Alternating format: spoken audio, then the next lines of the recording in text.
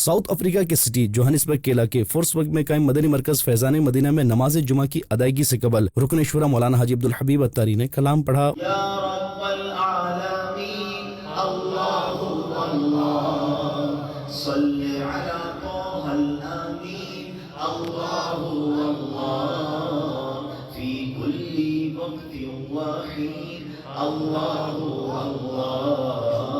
اور اس کے بعد رکن شورا نے سنت و بھرا بیان کیا اور اسلام کے تیسرے خلیفہ حضرت سیدنا عثمان غنی رضی اللہ عنہ کی سیرت کے مختلف گوشوں کے حوالے سے شرکاء کو آگاہی دی اور بتایا کہ رسول پاک صلی اللہ علیہ وسلم said that if I had 100 daughters، اگر میری 100 بیٹیاں ہوتی اور ایک کے بعد ایک انتقال ہوتا جاتا تو میں عثمان غنی کے نکاح میں اپنی 100 بیٹیاں دیتا۔ سبحان اللہ۔ اور نماز جمعہ کی ادائیگی کے بعد رکن شورا نے دعا کروائی۔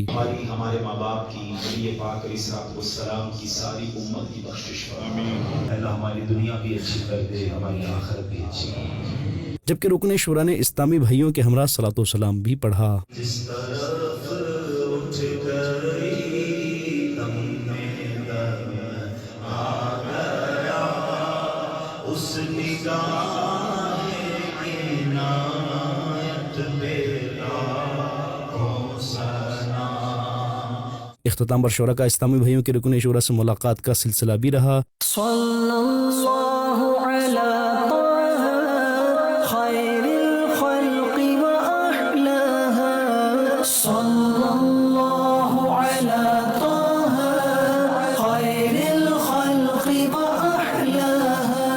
دوسری جانب جوہانسبرگ میں عاشقان رسول کے گھروں پر رکن شورا مولانا حاجی عبدالحبیب اتاری کی اسلامی بھائیوں سے ملاقات و نیکی کی دعوت کے سلسلے بھی ہوئے۔